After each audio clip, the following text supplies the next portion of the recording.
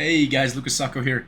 It's been a while. I've been doing some stuff besides YouTube the past couple of months. But I am here. I've got some videos that I'm going to post before now to give you guys a full coverage of the different decks that are coming up.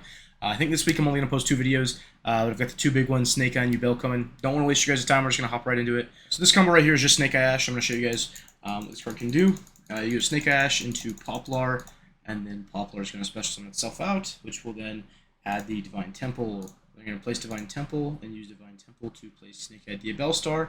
Then activate Ash to send the Snake Eye Bellstar and summon Oak. Oak's going to summon out the Snake Eye Ash, and then we can link 2 into Moon of the Close Sky and use the effect of Poplar to place. So this is the first opportunity our opponent has to nib us. If they do nib us here, it's not fantastic, but we at least have like summon up Snake Eye Bellstar, put like Oak in our spell trap zone, and then we can make IP. That's basically the same board that we were ending on last format when we got nibbed with just Snake Eye Ash.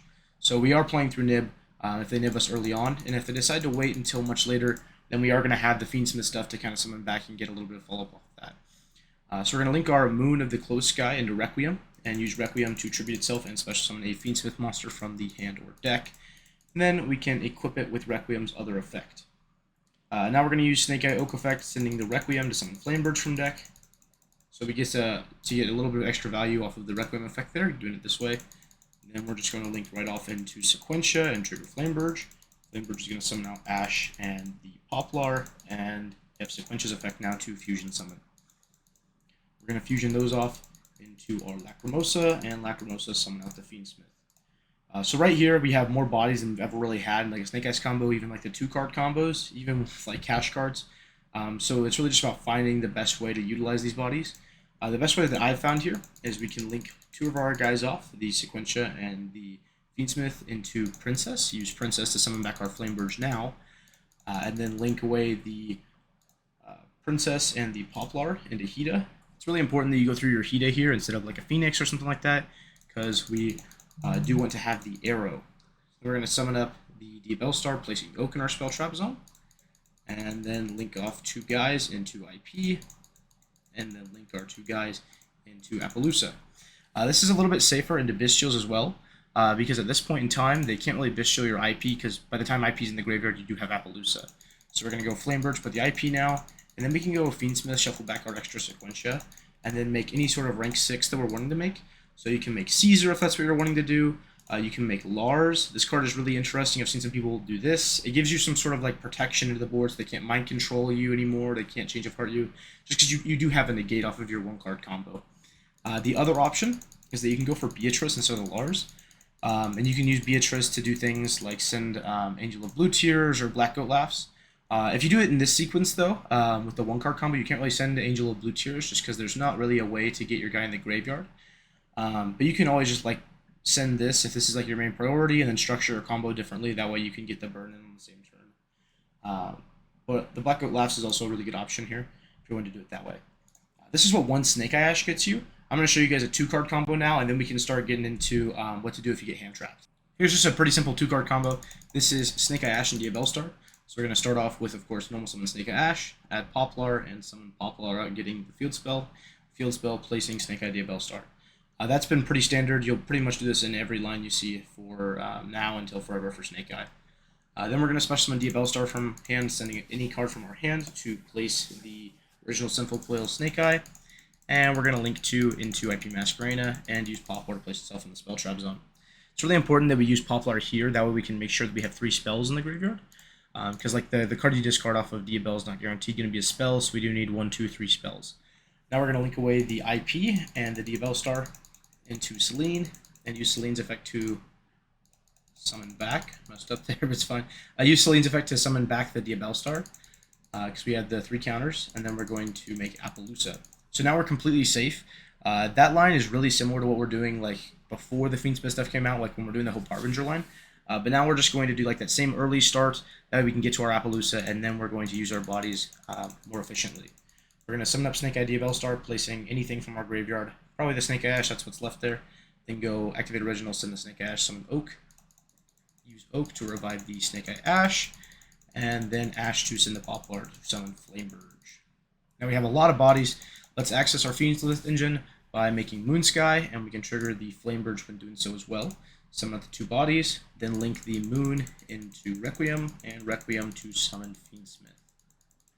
Now it's just a matter of like climbing up, so we're going to link the Fiendsmith and the Snake Eye Ash into Sequentia, and use Sequentia's effect to fusion summon. We're going to put back our 2 linked monsters, and summon out the Lacrimosa, and Lacrimosa to special summon back the Fiendsmith.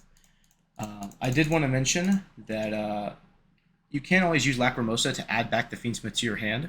However, if you do decide to do this, it doesn't really get you any more bodies.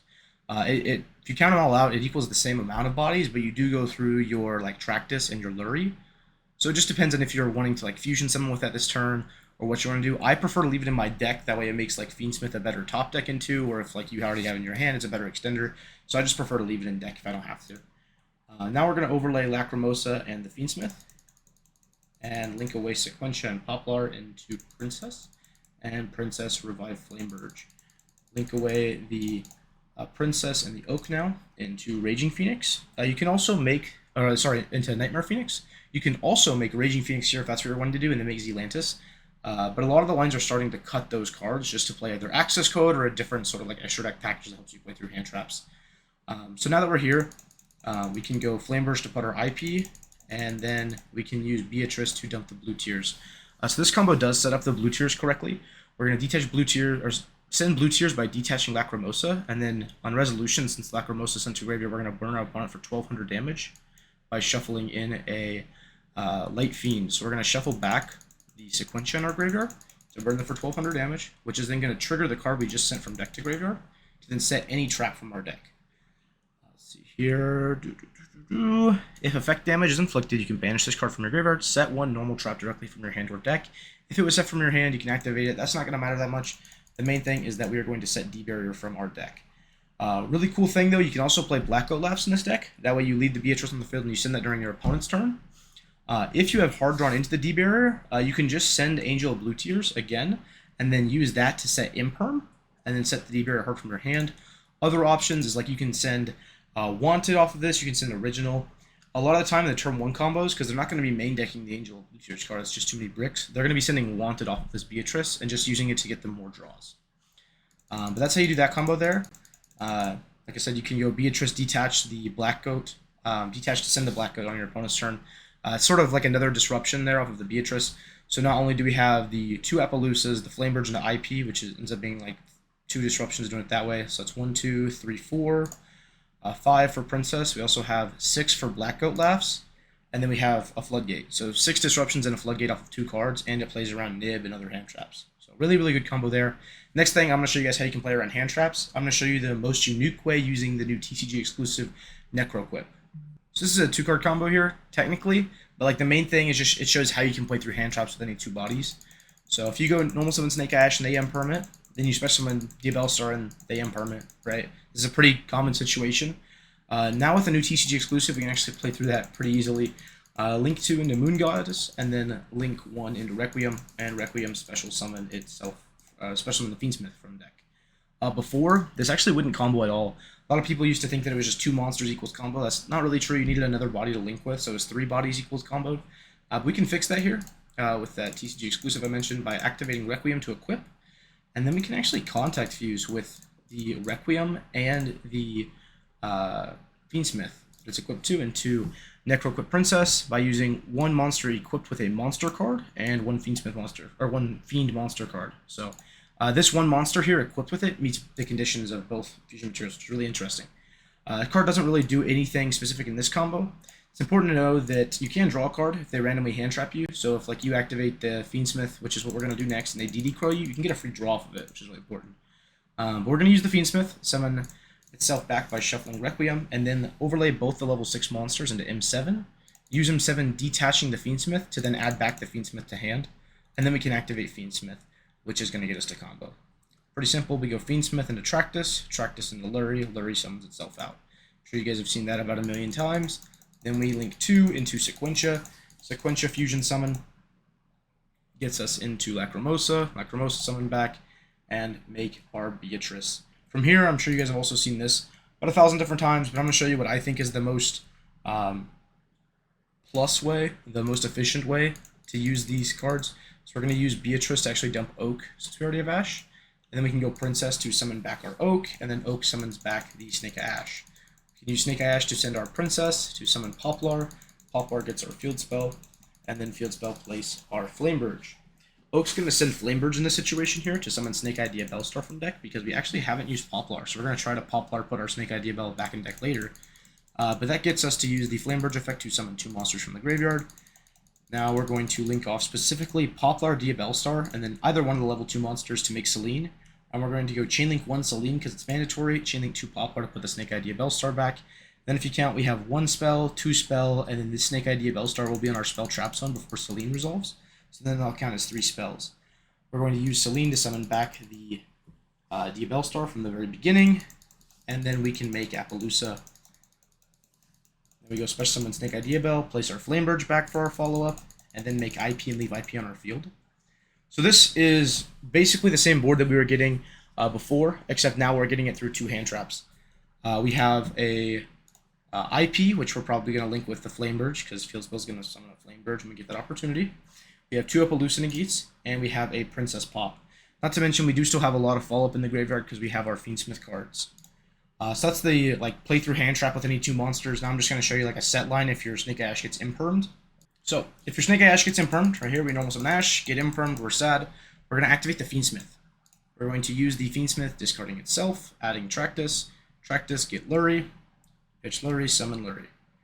Now we're going to link Lurie into Requiem and use its effect to summon the Fiendsmith from deck, and then we can link 2 into Sequentia and use Sequentia to fusion summon. So we're going to fusion both those back into making our Lacrimosa and use Lacrimosa to special summon out the Fiendsmith. Here we're going to do things slightly differently. Even though we have Ash in the graveyard, because we still have our Fiendsmith effect to summon back from the graveyard unused, we can actually get a little bit more value out of our combo here. We can go Princess and then use Princess to summon back Snake Eye Ash. And then because we have not used Sequentia to equip yet, we can go Sequentia to equip on the Lacrimosa, and then use Snake Eye Ash to send that. That gets us into Oak, and then we can use Oak to special summon back the Snake Eye Ash from the graveyard. Link 2 now into Hida, and then we can go Fiendsmith effect to put back the Sequentia to special summon itself out. Overlay 2 into Beatrice, and then we can use our Beatrice effect to send Original. If you do have this post side, always remember that you can send your Angel of Blue Tears here by detaching Lacrimosa, then banish it, set your D barrier from deck, then finish doing whatever you're wanting to do.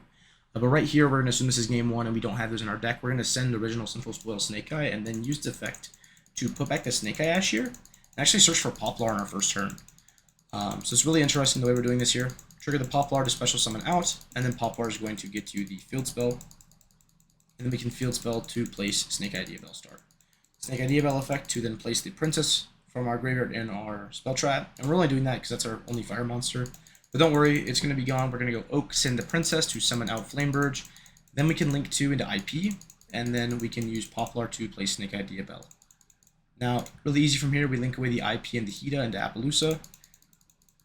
Protects us from Bestials once again, because by the time we have IP in graveyard, we do have Appaloosa, and then we can go Flamberge to put the IP in spell trap zone. What some people will do in current Yu-Gi-Oh! Right now is if they open like Valor and Nib or Ogre and Nib, they'll actually wait the entire turn and just do this at the end. This plays around that a little bit, because if they do wait the entire time, we didn't use Flamberge this entire turn. So they Nib us, we can trigger Flamberge, summon back some guys, and possibly do something there. But that's it for the video. This was a little bit fast. I just wanted to show you guys just some basic things that you can do coming up for Nats. If you had any questions, any other things that you wanted to look at before, I'm not leaving until Tuesday the 16th to go down there, so maybe I could do another video. But please leave it in the comments. That way I can get onto it as fast as possible, and I'll have another video up for Nats. That'll be a U-Bell video. So stay on the lookout for that, and I do appreciate you guys watching the video. I hope you guys have a great day.